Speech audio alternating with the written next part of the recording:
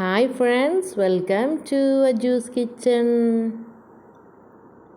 ഇന്ന് വന്നിട്ടുള്ളത് potato ടോർണാഡോയുടെ recipe ആയിട്ടാണ്. നമുക്ക് വീട്ടിൽ എങ്ങനെയാണ് മെഷീനൊന്നും ഇല്ലാതെ തയ്യാറാക്കുന്നതെന്ന് നോക്കാം.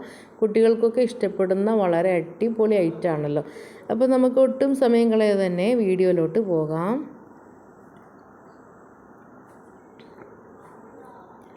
അപ്പോൾ ഇതാ പൊട്ടറ്റോ ടോർണാഡോ ഉണ്ടാക്കുന്നതിന് വേണ്ടിയിട്ട് 3 മീഡിയം സൈസ് പൊട്ടറ്റോസാണ് എടുത്ത് വെച്ചേക്കുന്നത്. അത്യാവശ്യം വലുപ്പമുള്ളത് തന്നെയാണ്. അപ്പോൾ ഇനി ഇതിലേക്ക് പിന്നെ വേണ്ടുന്നത് 3 ടൂത്ത് പിക്കാണ്. അത്യാവശ്യം വലുപ്പമുള്ളത് തന്നെ എടുക്കാൻ നോക്കുക.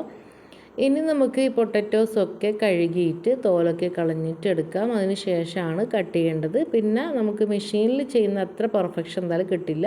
നമ്മളിപ്പോൾ കത്തി വെച്ചിട്ടാണ് ഇത് കട്ട് ചെയ്തെടുക്കാൻ പോകുന്നത്. അപ്പോൾ നമുക്ക് ആദ്യം തന്നെ ഇതിൻ്റെ തോലൊക്കെ ഒന്ന് കളഞ്ഞിട്ട് വരാം.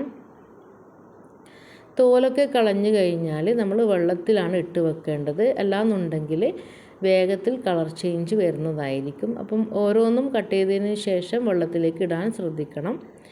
ഇനി ഇതാ ഞാൻ തോലൊക്കെ കളഞ്ഞിട്ട് കഴുകിയിട്ട് എടുത്തിട്ടുണ്ട്. ഇനി ഈ ഒരു ടൂത്ത് പിക്ക് ഇതിൻ്റെ നടുമധ്യത്തിലൂടെ ഒന്ന് കയറ്റി വിടണം.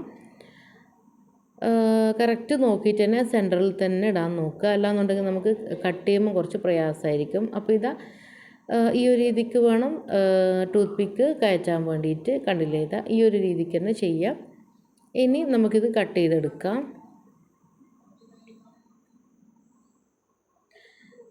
അപ്പോൾ കട്ട് ചെയ്യുമ്പോൾ ശ്രദ്ധിക്കേണ്ട കാര്യം എന്ന് വെച്ച് കഴിഞ്ഞാൽ വളരെ തിന്നായിട്ട് തന്നെ നമുക്ക് വേണം.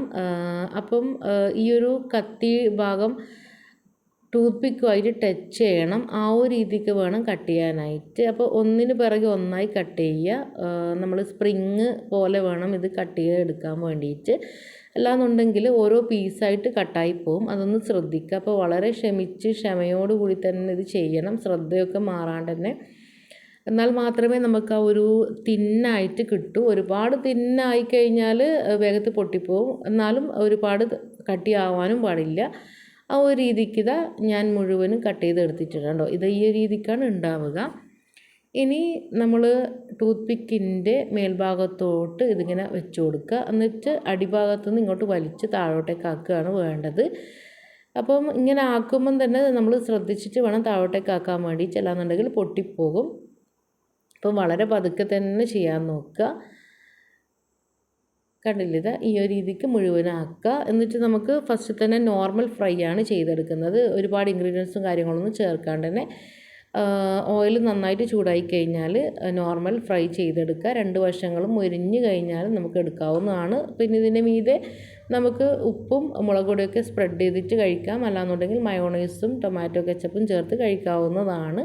അപ്പോൾ ഫസ്റ്റത്തെ റെഡി ആയിട്ടുണ്ട്. അപ്പോൾ ഇതുപോലെ കട്ട് ചെയ്ത് കഴിഞ്ഞാൽ വെള്ളത്തിലേക്ക് വേണം ഇടാൻ വേണ്ടിയിട്ട്. എന്നിട്ട് ബാക്കിയുള്ളതും കൂടി കട്ട് ചെയ്യാം. അപ്പോൾ ആദ്യം തന്നെ നമുക്കിതൊന്ന് ഫ്രൈ ചെയ്തെടുക്കാം. അപ്പോൾ ഓയിലൊക്കെ നന്നായി ചൂടായി കഴിഞ്ഞാൽ ഇതേപോലെ ഒന്ന് വെച്ച് കൊടുക്കുക. അപ്പോൾ ലോ ടു മീഡിയം ഫ്ലെയിമിൽ വേണം വെക്കാനായിട്ട്. 3 മിനിറ്റാണ് കുക്കിംഗ് ടൈം വന്നിട്ട്. അപ്പോൾ 2 വശങ്ങളും തിരിച്ചും മറിച്ചും ഇട്ട് കൊടുത്ത് ഇതേപോലെ ക്രിസ്പി ആയിക്കഴിഞ്ഞാൽ നമുക്ക് കോരിയെടുക്കാവുന്നതാണ്. ഇതിൻ്റെ മീതെ ഉപ്പും മുളക് പൊടിയൊക്കെ ചേർത്ത് കഴിക്കാവുന്നതുമാണ്. അപ്പോൾ രണ്ടാമത്തതും ഇതേപോലെ ഞാൻ കട്ട് ചെയ്ത് വെച്ചിട്ടുണ്ട് കേട്ടോ. ഇത് അത്യാവശ്യം വലുപ്പമുള്ള ഒരു പൊട്ടറ്റോസാണ്.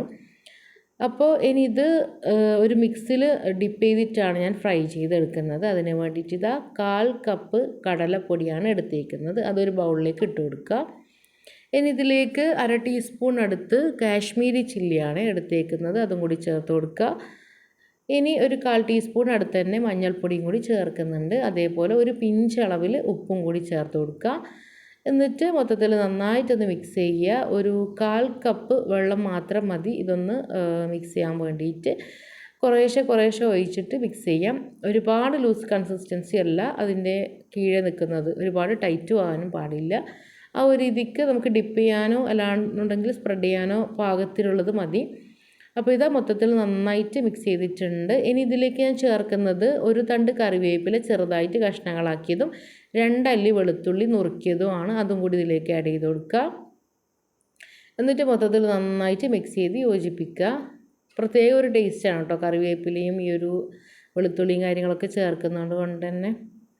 ഇനി നമ്മൾ കട്ട് ചെയ്ത് വെച്ചേക്കുന്ന പൊട്ടറ്റോസിൻ്റെ മീതെ ഇതേപോലെ ഞാൻ സ്പ്രെഡ് ചെയ്ത് കൊടുക്കുകയാണ് ചെയ്യുന്നത്. തിരിച്ചും മറിച്ചും നന്നായിട്ട് സ്പ്രെഡ് ചെയ്തതിന് ശേഷം നമ്മൾ ചൂടായ എണ്ണയിലേക്ക് ഇട്ട് കൊടുക്കുക.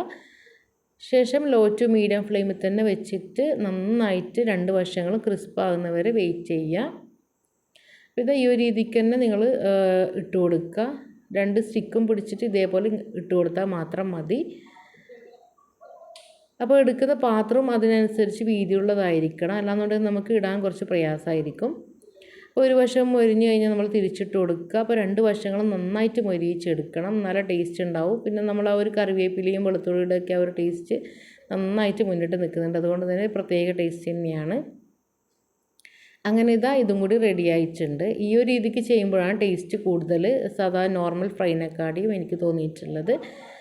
അപ്പോൾ ഇത് റെഡി ആയിട്ടുണ്ട്. ഇനി നമുക്ക് സെർവ് ചെയ്യാവുന്നതാണ്. അങ്ങനെ പൊട്ടാറ്റോ ടോർണാഡോ റെഡി ആയിട്ടുണ്ട്. അപ്പോൾ കുട്ടികൾക്ക് വേണ്ടിയിട്ട് വീട്ടിലൊന്ന് എല്ലാവരും ഇത് ട്രൈ ചെയ്ത് നോക്കുക. മെഷീനൊന്നും ഇല്ലാണ്ട് തന്നെ നമുക്ക് കത്തി വെച്ചിട്ട് അത്യാവശ്യം തരക്കേടില്ലാത്ത രീതിയിൽ ഷേപ്പൊക്കെ കിട്ടിയിട്ടുണ്ട്. അപ്പോൾ നമ്മുടെ കുട്ടികളൊക്കെ അങ്ങനെ കഴിക്കുകയാണ്, അവർക്കൊക്കെ ഇഷ്ടമായിട്ടുണ്ട് കേട്ടോ. രണ്ടാമത്തെ രീതിയിൽ ചെയ്ത ഫ്രൈ ആണ് അവർക്ക് ഇഷ്ടമായിട്ടുള്ളത്. അപ്പോൾ നിങ്ങളിതും വീട്ടിൽ ട്രൈ ചെയ്ത് നോക്കുക. എന്നിട്ട് അഭിപ്രായങ്ങളൊന്ന് കമൻറ്റ് ബോക്സിൽ അറിയിക്കുക. ചാനലൊന്ന് സബ്സ്ക്രൈബ് ചെയ്ത് സപ്പോർട്ട് ചെയ്യുക. അപ്പോൾ അടുത്ത ദിവസം നല്ലൊരു വീഡിയോ ആയിട്ടും വരാം. അതുവരേക്കും ബായ്.